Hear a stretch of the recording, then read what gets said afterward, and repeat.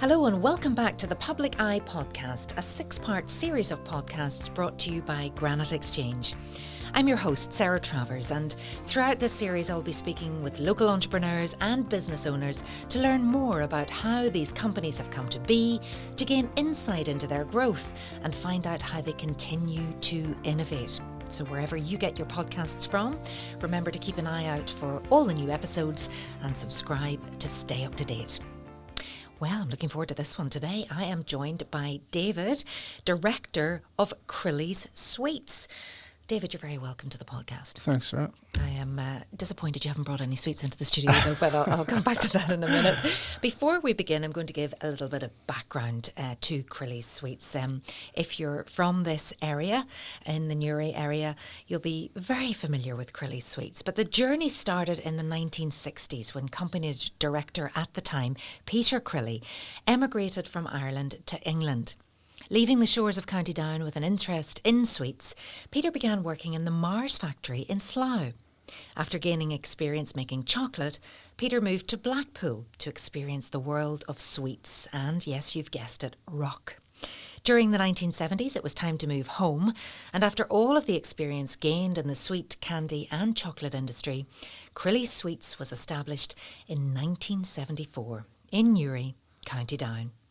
Crilly's Sweets has invested in the highest quality machinery as well as highly experienced staff, all helping to produce the finest quality homemade sweets at competitive prices. They are now an international success story, having even won 2 major deals in China. David, what was it like growing up? Everybody in school must have been so jealous of you because your daddy made sweets. Yeah, I think so. It was fun. Coming home from school, we were dropped outside the door of the factory. That was where we would be walking past it every day on the way home. So we'd always sort of nip in and grab a slice of rock or what it might be on the way past. So it was definitely a fun experience. And, did you find that everybody wanted to be your friend because of this? Yeah, well, it was, I suppose every child, as you say, thought it was brilliant to have a sweet factory at your back door. Very cool. But it just became very normal to us, I suppose. It was certainly different, yeah. So what about getting involved in the family business? Was it always a given that this is what you were going to do? Yeah, I suppose we started when we became 13, 14 years of age. We always would have worked in the factory, whether it be at weekends or at holiday time. So we were always sort of in and around it, whether it be loading the van or wrapping rock or counting the sweets in the boxes. We were doing that from a very early age, so certainly if we weren't going to do it, I don't know who was. It was definitely going to follow through the family some way, you know. Yeah, absolutely. And I suppose it's a bit like Willy Wonka's or something, isn't it? What it was like? Yeah, well, it was Willy Wonka's chocolate stroke sweet factory, I suppose. Mm-hmm. Yeah. And do you still love sweets, or does it actually curb that sweet tooth? No, I would say that I like sweets as much as anybody does. I like trying new stuff. I go into a shop, I probably don't tend to come out with something that a lot of people, I look for something completely different all the time. Anytime I look for something sweet, I look for something that I've never tasted before or something totally different. So how many members of the family, many brothers and sisters do you have? I have one brother and one sister. And have they all gone into the business as well? They all. My brother helps run the business with me, and Aoife helps out with sort of marketing and that sort of thing in the business. Yeah. And how would you say, obviously Northern Ireland is full of family businesses, and sometimes there are challenges with working so closely with the family, and other times it's a fantastic success model. How have you found it? We've never had any issue with working with family at all. It's really worked out really well for us. Down the years, we've been cousins working for us during the summer. We've had my friends working for us, my brother's friends, my sister's friends. It was a very sort of close, sort of knit company all down the years. Maybe just not family, friends as well. Do you think that your dad, Peter, would have ever envisaged such success when he first decided to establish his own sweet company? I don't think he would have sort of been able to predict where we are now. We would have started out, as I said, in rock and dummies, and tried to make that a sort of a business out of rock and dummies alone, whereas we soon found that it wasn't going to work as the years went on. It was a very summer orientated products, so we had to develop the business that we had more products to sell all year round. So sort of coming into the 90s, we had developed a range of Easter eggs, which would be to sort of fill in the gap between Christmas and Easter. the sort of Easter egg you would have seen in your raffles, like, or in your sort of, you know, local football club where you buy £1 for a raffle where it's cuddly toy and a basket and Easter egg. And that sort of kept us very busy for a number of years. And then we had decided that this wasn't enough either, and we decided to develop a range of boiled sweets, so sort of your all year sort of traditional boiled sweets, like your rhubarb and custard, or rosy apples, pear drops, mint humbugs, that sort of thing. So those sort of sweets are an all year sort of type of confectionery. So that is what we're doing at the moment, and that's what's keeping us very busy at the moment. And it's incredible, even the journey that your dad was on and how it all started over in England. I mean, he must have realised when he was working in the Mars factory and then going to Blackpool, he must have realised, you know, I can do this and I can do this at home. But was it a big risk for him, do you think, starting up on his own? Yeah, well, from my dad's time, everything would have been done manually. So it was very sort of high amounts of staff, sort of wrapping everything by hand, producing everything by hand, shaping everything by hand. So if you can imagine a lollipop, the lollipop would have been shaped by hand. The sticks of rock were rolled down a large table and then chopped by hand with sort of like giant scissors, basically, is what they were chopped with. Wow. So going from that to now, basically, sort of the human hand doesn't touch the product at all anymore until it's sort of going into the box. So it's a huge sort of, from the late 70s to now, the difference in the company would be phenomenal, sort of where it's come to. So since taking over as director, you know, what are the biggest challenges you've faced, apart from the obvious one this year? This has been a big year, hasn't it? Yeah, certainly. Charge. Well, I found that the hardest thing to do was not to do what I was doing before, which was putting the sweets into the box or wrapping the sweets or whatever it might be, or trying to go and fix machines, or, you know, step away from that and try and go and do the things that the director should be doing, which is, you know, gather new sales or looking for new machinery to help the factory. You know, I had to step back from actually doing the sort of work that I'd employed the other people to do. And how did you go about sort of training yourself and equipping yourself to do that? It was trial and error, sort of thing. Learning on the job. Suck it and see sort of thing, you know. That's a good one. Yeah. Yeah. So, you know, you didn't get any experts. Did you watch how your dad did things? Did he guide you? Yes, well, certainly, you know, obviously from starting the business, I would have, you know, been with my father every day. During the summer, he would have been working with us and, you know, watched how he done things. And, you know, but more so I think that as the company grew, things got different, and I had to start learn how to do it myself. And, you know, there's a story that goes back to whenever I went to one of my first sales pitches that we had been sent to, you know, we had been sent to Finland. A group of people from Ireland were sent to Finland to do a sort of sales pitch to the Finnish sort of confectionery buyers. Wow. Which was strange at the time, as we had basically hadn't even basically sold to the UK at this stage, or into England. So I decided I'd go for it anyway, and I went for a long weekend to Finland, and there was huge people in the room, and people at all these different presentations, and they were like sort of 40-minute presentations with different videos and different stuff about their products. But I was sitting and I was thinking nearly last. It was coming up, and all I had was a table full of sweets and maybe one picture behind me.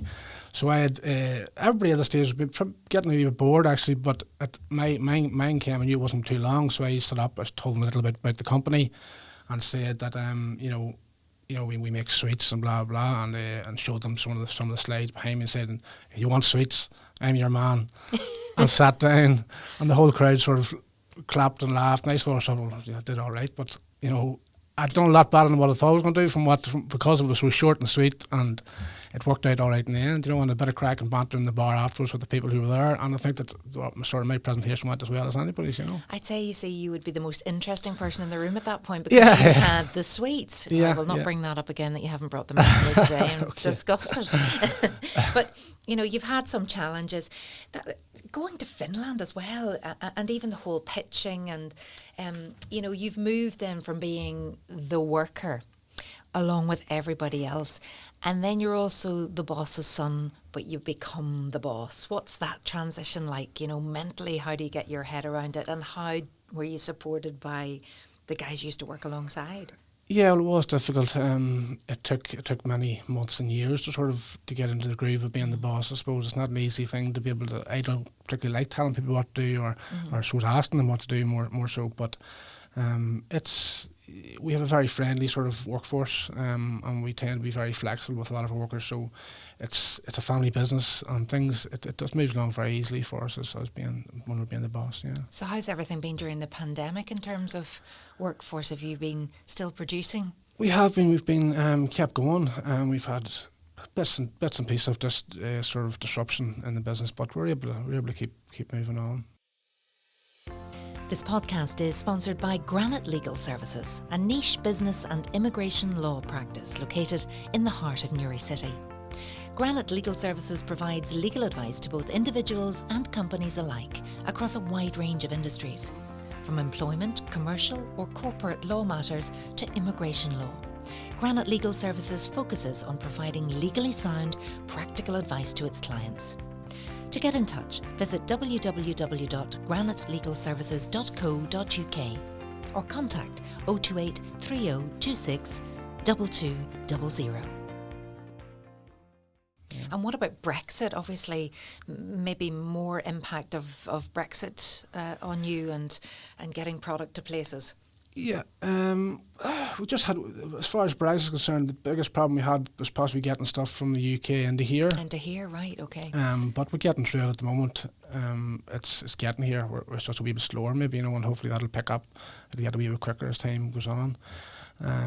How do you feel about the whole Brexit thing?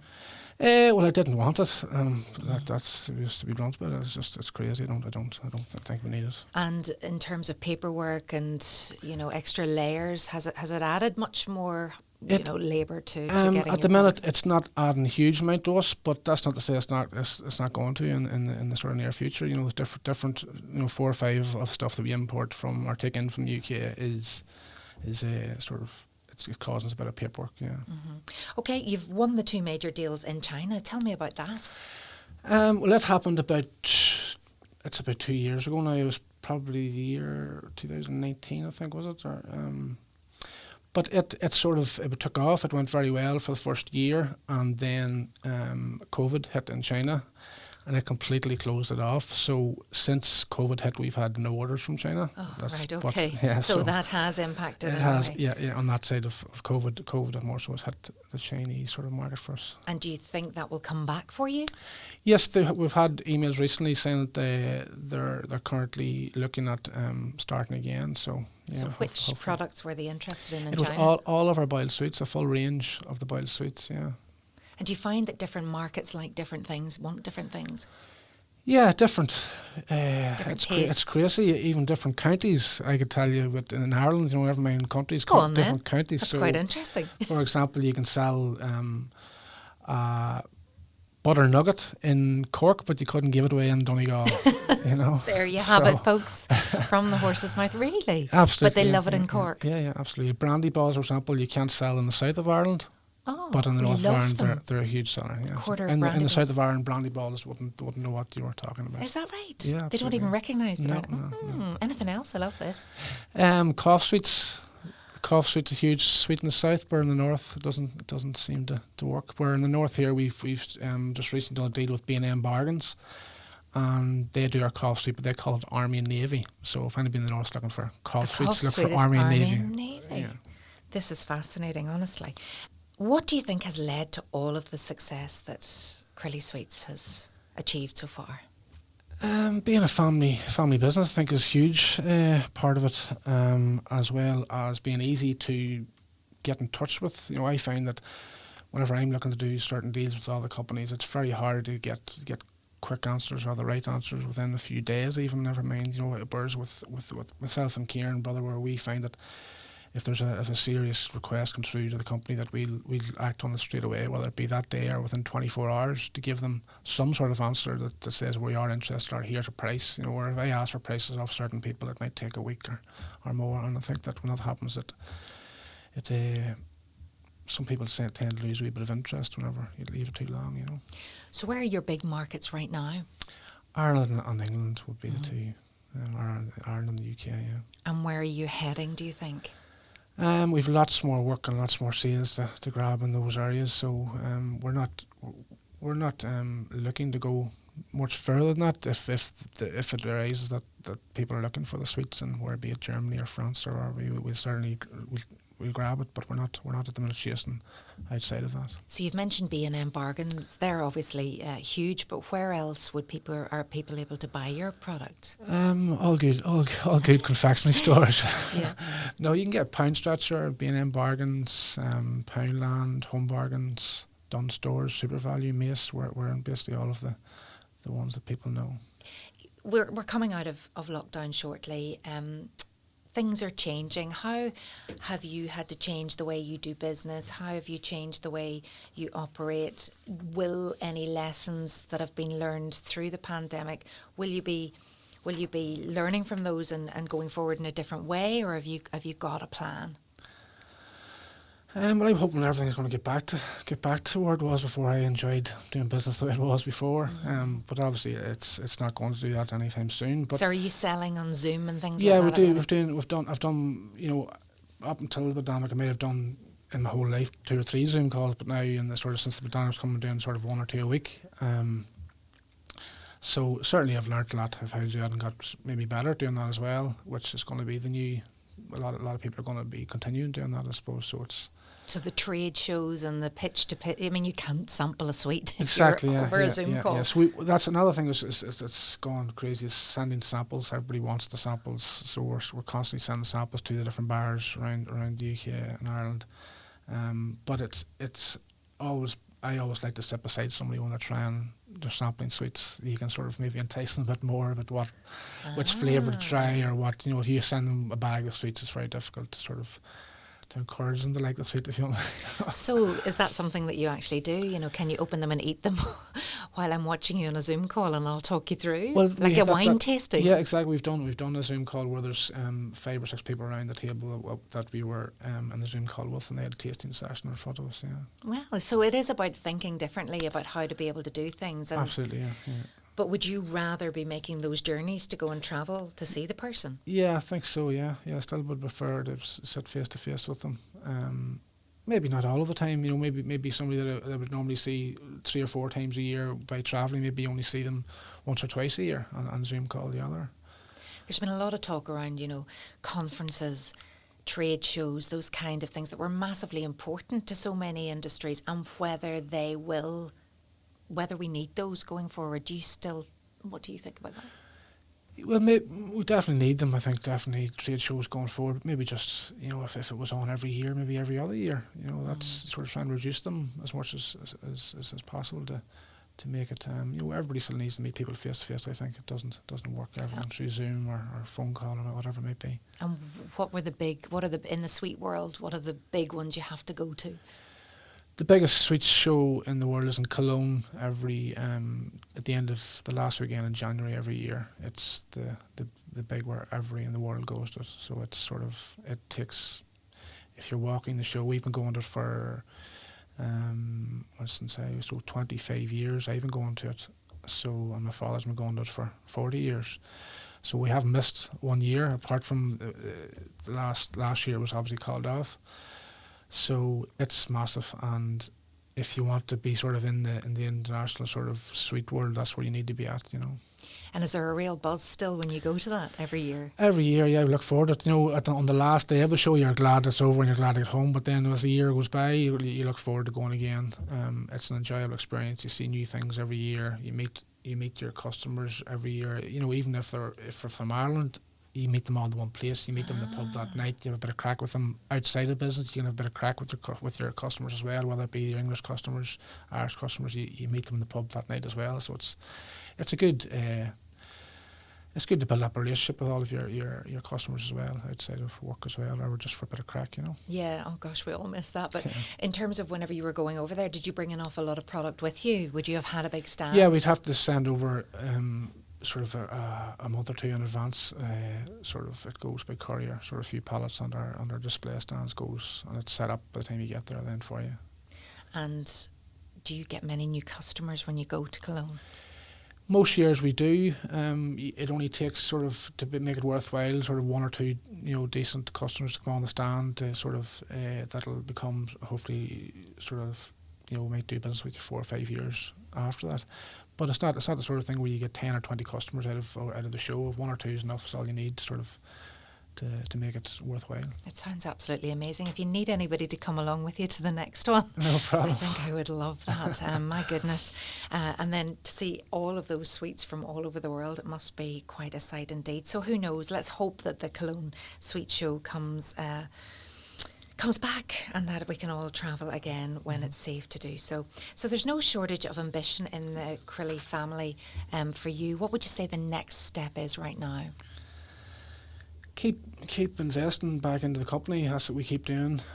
Year on year, we keep reinvesting, trying to make the company more efficient, trying to make the machinery the most modern you can have. Keep ahead of the competitors.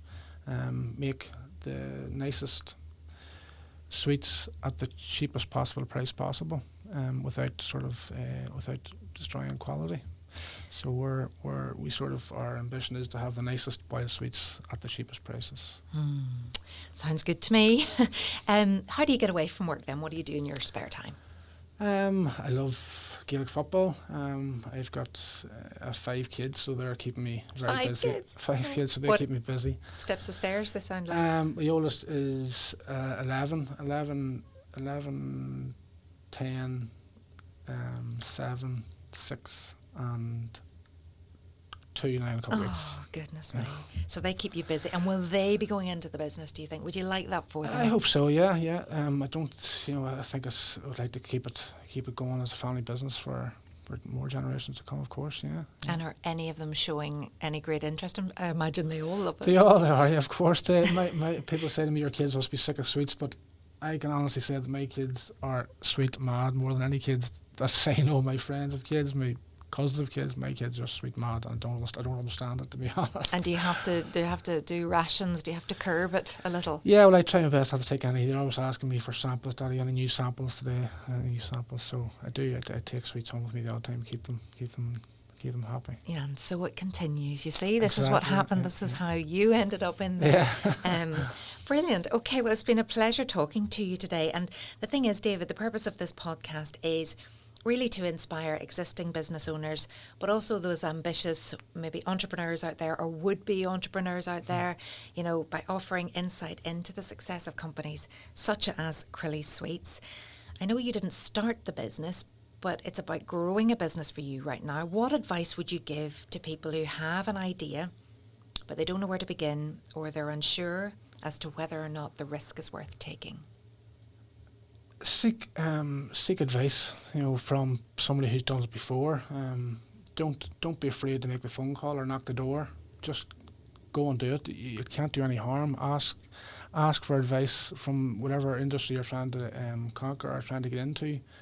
Ring the top guy in that industry and ask him for advice. And if he doesn't answer the phone, ask the next guy. Just keep knocking the doors. Keep making the phone calls. It does no harm, and it can only be to your advantage by chasing advice, and you shouldn't go too far wrong. I'm going to throw one at you now. What's the best bit of advice that you've ever received in business? It's a difficult one. I suppose never give up. I've been chasing different supermarkets, and after the 10th phone call or 20th email, I never got a reply. But to just keep trying, and I know from experience that over the last 20 years, I've been trying to deal with a certain supermarket for it's definitely the last 10 years. I've been emailing them, phoning them, I've met them, and they keep turning me down. Up until 2 weeks ago, I've suddenly now broke through after 10 years of trying. So I think it's definitely don't give up, keep trying. And how did you get through this time, do you think? It's exactly the same pitch, exactly the same products I've been trying to sell over 10 years, but possibly it just was the right time, the right day, or the right week, whatever it was, and it hit his desk at the right time, and he eventually took my calls, took samples, and we're sort of halfway there at the minute with making a deal with them. David Crilly, fantastic advice to end this podcast.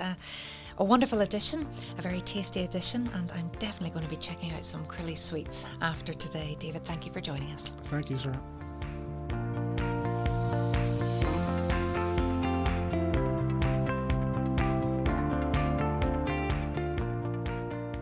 This podcast was recorded in Granite Podcast Studio. Interested in starting up your own podcast but don't know how? Granite Podcast Studio can help. Record your podcast in our state-of-the-art studio, which is based in the heart of Newry City. Our studio has cutting-edge and user-friendly technology and can seat up to 4 people. We also provide an editing service for our team, using your guidance and editing notes to provide you with a flawless finished product, leaving your listeners wanting more. For more information on how you can get started, visit www.granitepodcaststudio.com.